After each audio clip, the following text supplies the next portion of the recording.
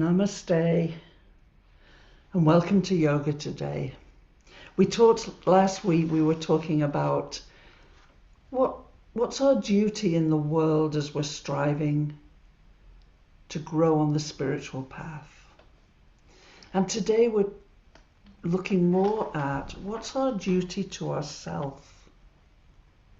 You know, what is it we're supposed to be doing on a day-to-day basis that we're responsible for, that it's your duty to do? Swami Yatiswarananda says, above your duty to other people is your duty to yourself. And when he's talking about your duty to yourself, he's like talking about the duty to your higher self, your true self. Every single soul, every one of us is part of this universal self. And so if you discharge your duty to yourself, then you are fulfilling all your obligations, because your obligation to spirit, to your true self, is your obligation to everyone. So let's just pause for a moment and contemplate this idea that, yes, it's wonderful to be of service to others. It's a great way to grow spiritually, but there is something really more important. And this is this idea of being true to yourself, to live a life that comes from your contact with your own soul. So just taking a couple of minutes to consider what that might mean to you.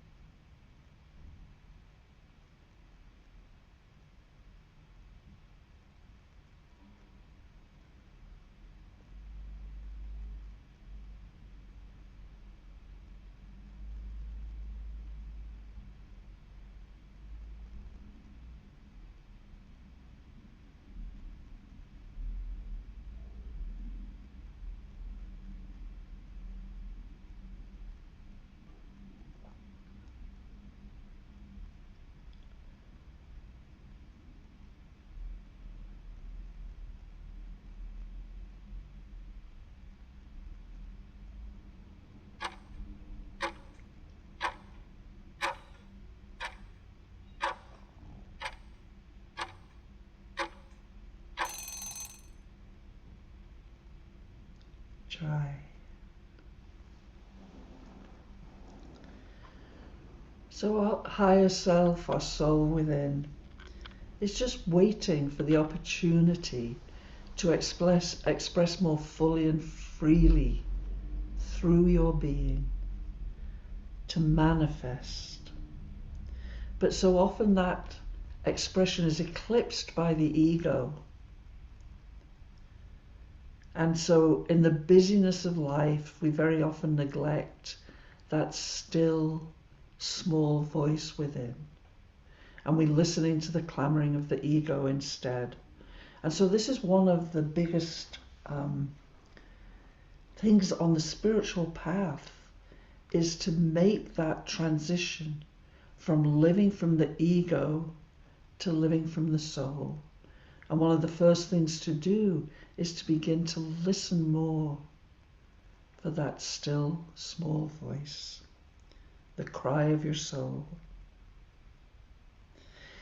As a result of listening to the ego, we end up that the way we live is a source of dissatisfaction to us. We're not happy with it. We get frustrated.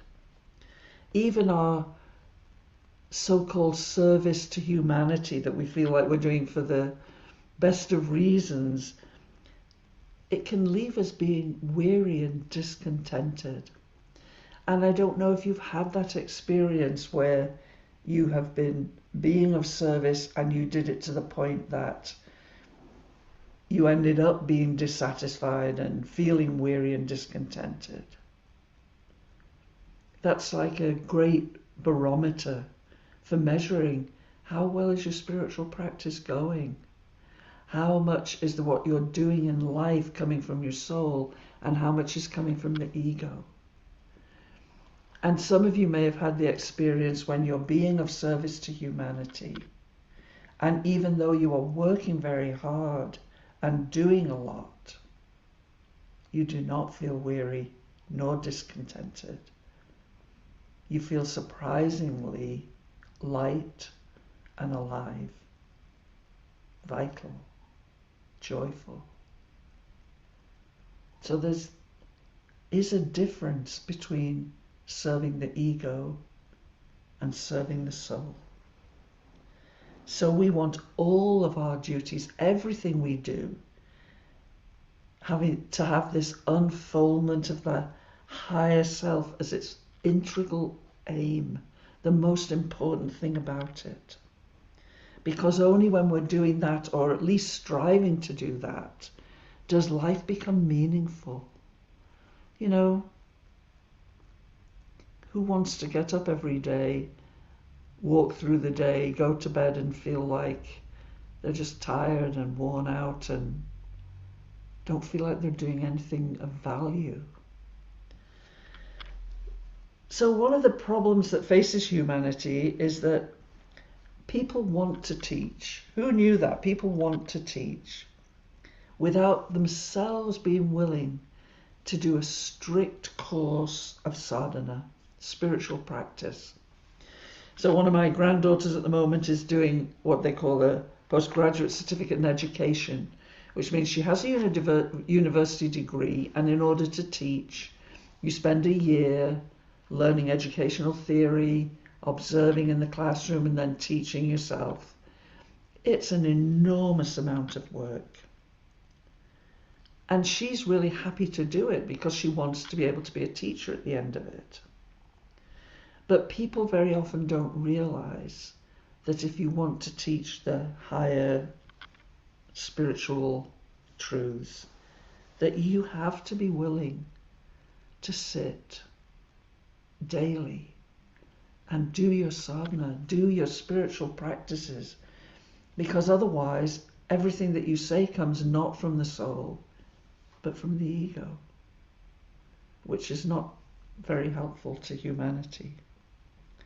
So what we want to have is a pure instrument that allows spirit to flow through us.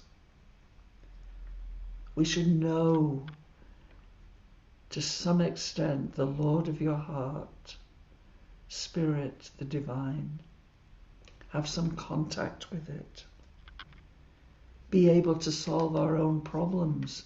Know what to do when you have a problem that comes from your soul, from your love of God. So we want to be able to be of service to others. It's by our very being that we help others, silently, by radiating truth and love. So you're not aware of what you're teaching. What you're doing is just being. And out of that, you're of service. So without spiritual experiences, it would be crazy to think of helping others spiritually. We need to be pure of heart, one-pointed in our love. When I say one-pointed, collected in the heart, wide open, non-attached, and that we no longer get mixed up in the world to where we get confused and irritated. And only then can we talk about helping others, when we realize we're just an instrument in the hands of the Lord. So it's spirit that moves through us rather than the ego trying to share its limited knowledge of life. So Swami Yotiswarananda says, when considering what your duty is, a little of the student life must continue after our school days. I can remember that, you think, well, I'll be a grown-up, I'll finish school, I'll be a grown-up and I'll know everything. I don't know, that's how limited our thinking is. And I can remember, then you become something, you become a lawyer, an engineer, a doctor, a nurse, a physical therapist, whatever it is that we do in life, a teacher. And again, well, I'm a teacher now, so I know what I'm doing. No, it's a lifelong learning. Lifelong. Whatever you do in life, you get better and better and better at it if you're living a conscious life. Because every day there's something to learn. It's hard to believe, isn't it, that you can do the same thing every day for 50 years and still be learning on that last day. But it's true. So we don't want to lose that habit of being able to think clearly. So we want to harmonize our being. Otherwise, that inability to think clearly is going to cause us all kinds of problems. And so he highly recommends that we don't do things like shallow, superficial reading, light chit-chat, thoughtless actions. All of these things spoil our thinking capacity.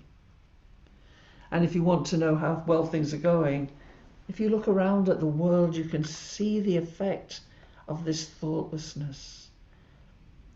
The world is thoughtless, it's hectic, it has no higher ideals, no deeper thinking. Amazing that people blame one another all the time and don't take responsibility.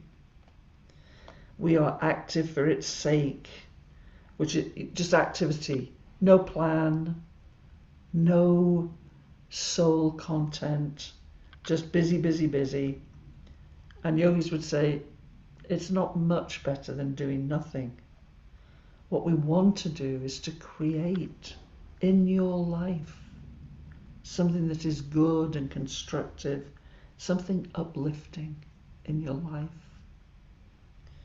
And we've only got to look around and see the state of the world to see how important it is that people be able to think clearly, to see clearly what's going on around them, to let go of judgment, all these things that are so valuable to devotees.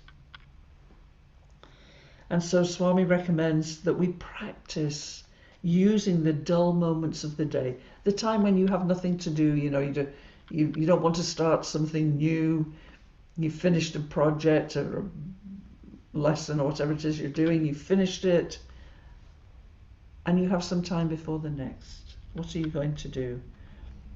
A lot of times we do things like we eat, even if we're not particularly hungry, or we're on our phones, we watch television, we just daydream, whatever. Use these moments. What a joy it would be to think that when you've got nothing to do and you feel like, right, the ego's always like, well, what are you going to do now? It doesn't think. Just take a moment. Reconnect if you've lost connection. Use these moments for higher thinking. And all of a sudden, there is plenty of time for your spiritual life within your day. Don't let your thoughts drift around aimlessly. we can utilize that time where we were just doing nothing, thinking about nothing of any interest to anybody, including ourselves. Utilize it to develop deep, intense thinking. Being clear, being honest, being straightforward, seeing clearly. And so the Swami says, if you do it that way, 2 hours worth of thinking not very clearly about things, of ordinary thinking, can be done in 30 minutes. If you, instead of just letting the mind wander around, if you focus it and look for a solution or a path forward, you can save yourself so much time. And that would allow us then to meditate. Take some time from your busy life. 10 minutes here, 10 minutes there. We can all find 10 minutes for prayer or meditation or spiritual reading. You don't have to read a lot. Sometimes one sentence alone is enough to send your mind rushing back into the soul.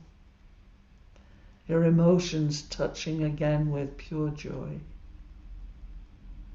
Just from reading something inspiring from the scriptures. That inertia, that sitting around, I'm not going to do anything now, can't be bothered to start, or that dullness of, I'll just let my mind wander off here.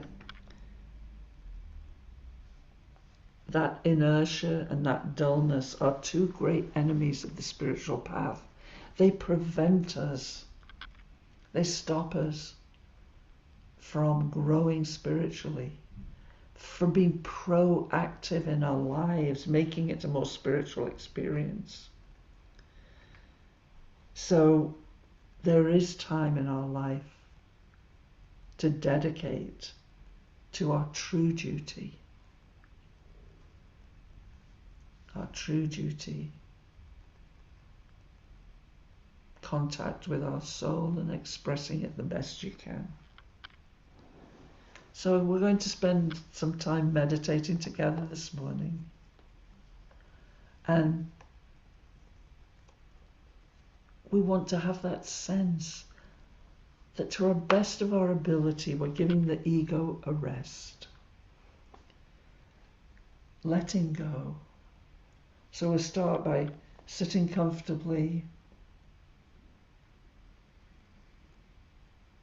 taking a few nice deep breaths.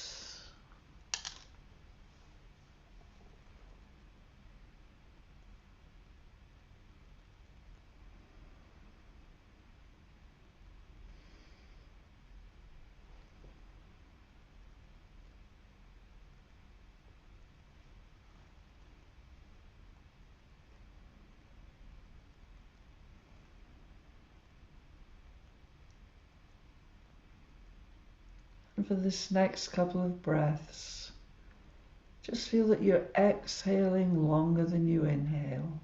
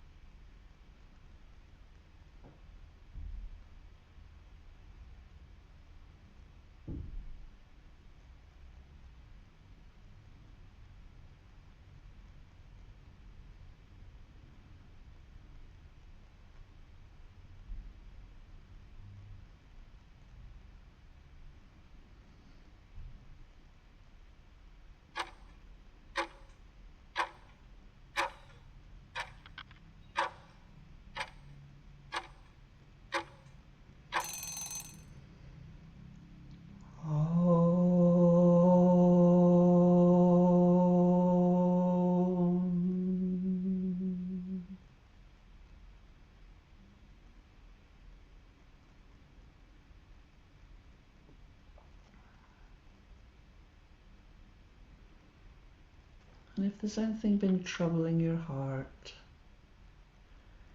just see if you can sense from your soul what your duty is in regard to it.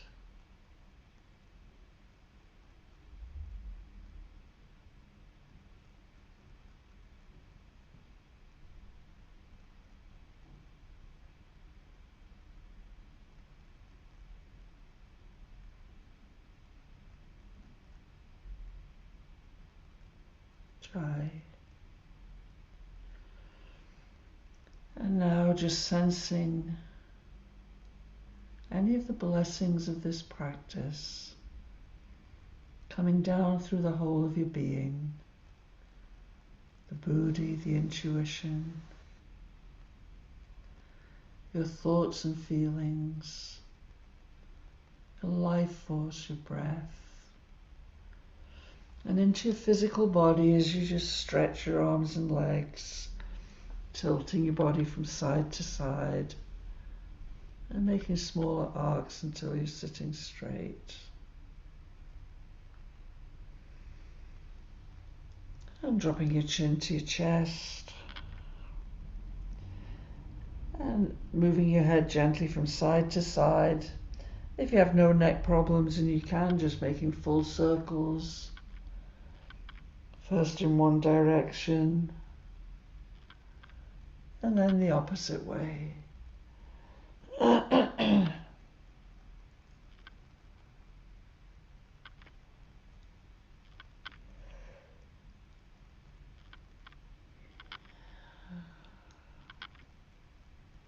And when you're ready, just gently opening your eyes.